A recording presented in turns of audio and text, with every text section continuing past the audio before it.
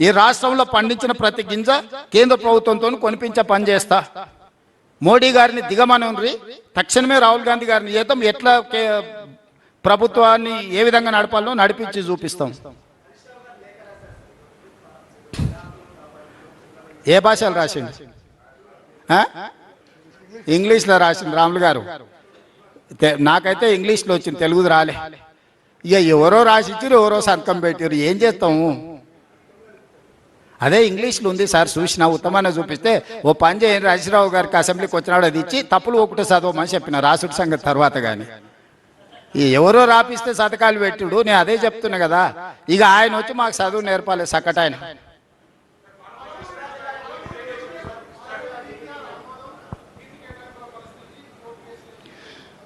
ఇప్పుడే చెప్పినా కదా, పక్క రాష్ట్రంతో చర్చలు జరుగుతున్నాయి, తొందరలోనే వాటిని పరిష్కరించుకుంటాం. తప్పకుండా మంచి వార్త మీకు వినిపించబోతున్న తొందరలోనే.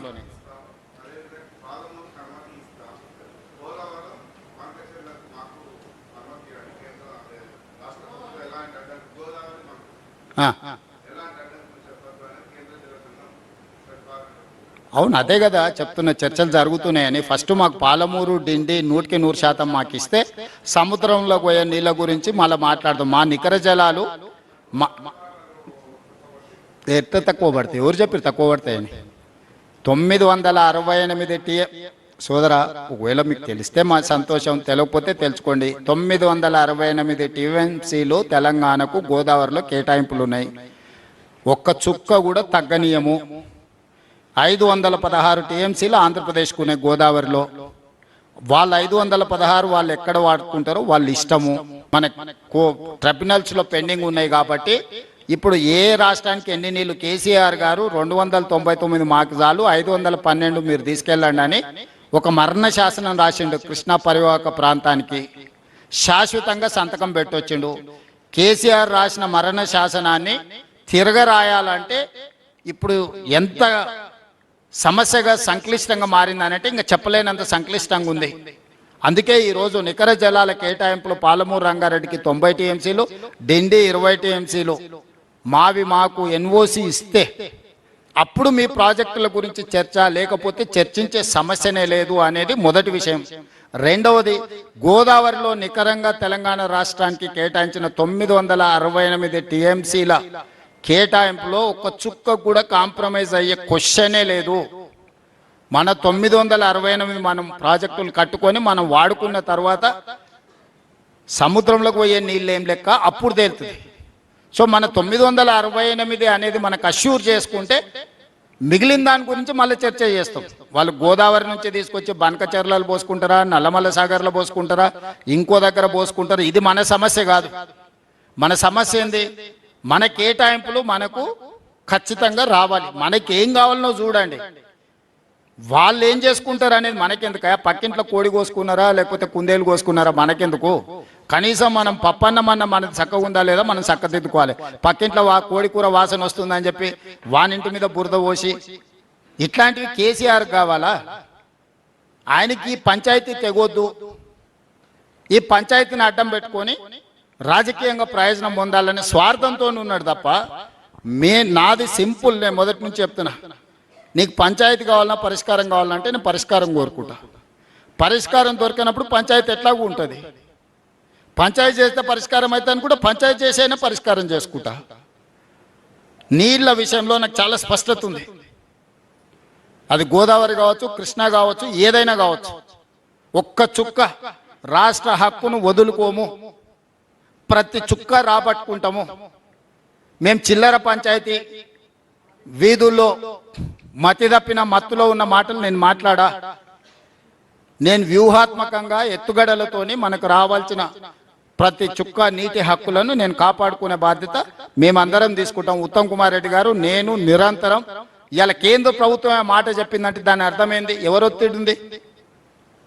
కేంద్ర ప్రభుత్వము పాలమూరు రంగారెడ్డికి మీరు ఎన్ఓసి ఇస్తే తప్ప మీరు మాట్లాడడానికి లేదు అని ఇరిగేషన్ యూనియన్ క్యాబినెట్ సెక్రటరీ అన్నాడంటే మా ప్రయత్నం లేకుంటేనే ఆ మాట చెప్పిండా?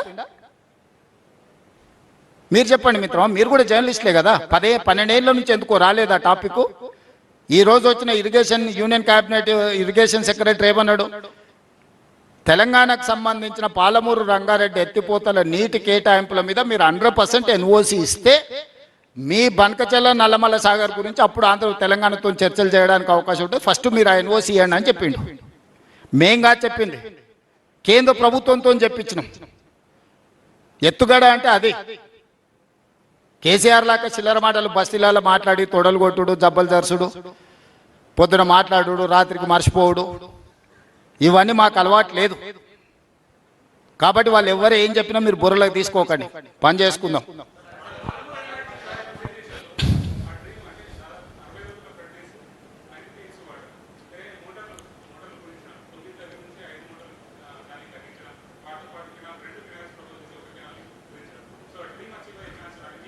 చేస్తాం, లేదు ఇప్పుడు అన్నీ చేస్తాం. 10 పంపులు రన్ చేస్తాం, 2 TMC రన్ చేస్తాం, ట్విన్ టన్నెల్స్ని కంప్లీట్ చేస్తాం.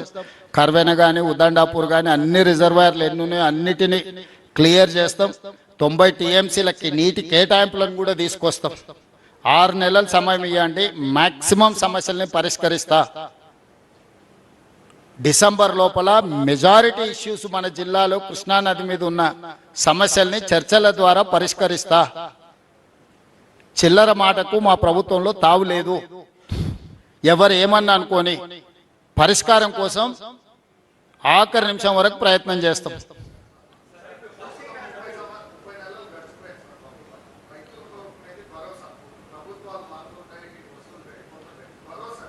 అవును,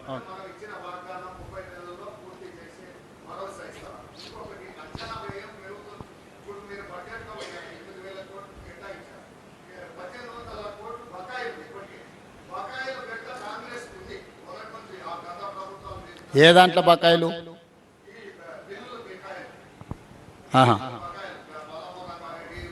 ఓకే,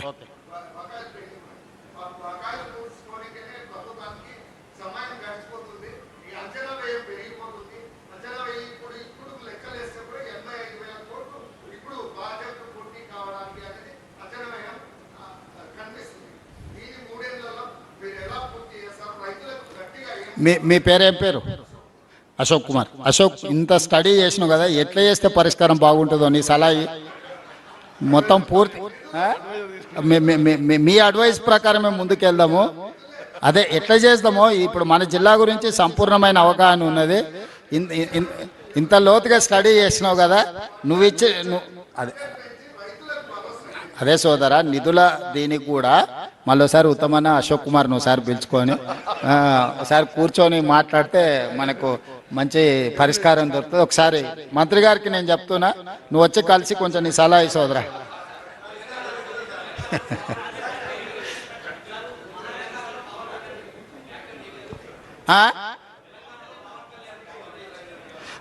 పవన్ కళ్యాణ్ గారు మా ప్రశ్నించిండ్రు, పొన్నం ప్రభాకర్ గారు జవాబు చెప్పిండ్రు. ఇక మన ఇద్దరికి ఎందుకు శ్రమ?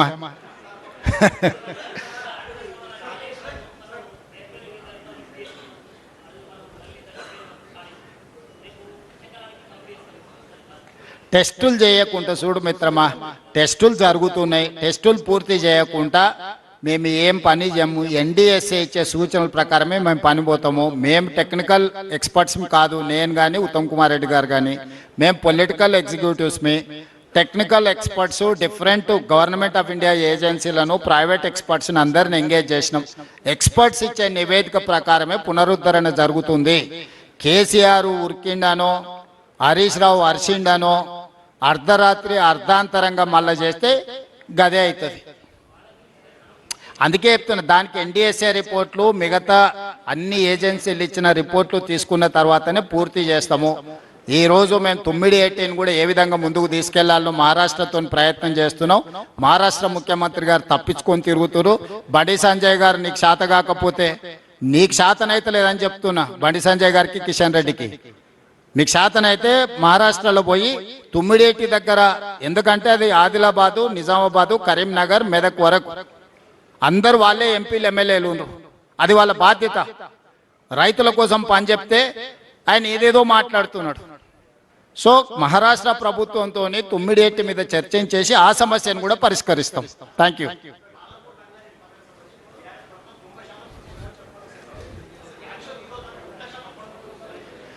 ఇప్పుడున్న దాని ప్రకారం 52% పనులైనాయి. దీని మీద ఇప్పుడున్న ఈ ఈ ఏదైతే ఈ ఫేజ్లో ట్రంక్ లైన్స్ వీటిని చేయడానికి ఒక 1 ఇయర్లో మేము ఆల్ అవుట్ ఎఫర్ట్స్ పెడితే ఈ మేజర్ వర్క్ అయిపోద్ది. ఎందుకంటే డిస్ట్రిబ్యూటరీస్ చేయకుండా ఉద్దండాపూర్ నుంచి లక్ష్మీదేవిపల్లికి తీసుకెళ్లకుండా పాలమూరు జిల్లా ప్రాజెక్టుల మీద చర్చ అసంపూర్తి. ఇప్పుడు ఏదైతే హెడ్ వర్క్స్ నుంచి ఉద్దండాపూర్ వరకు తీసుకొచ్చే వర్క్లను 1 ఇయర్ లోపల రిజర్వాయర్ల నుంచి మొత్తం పంపులు, లిఫ్టులు, రిజర్వాయర్లు, ట్విన్ టనెల్స్ అన్నిటినీ పరిష్కరించడానికి ఒక పక్క కార్యాచరణతో వస్తున్నాం. నెక్స్ట్ జూన్ ఈ టైంకి వాటి 100% పూర్తి చేస్తాం. Thank you.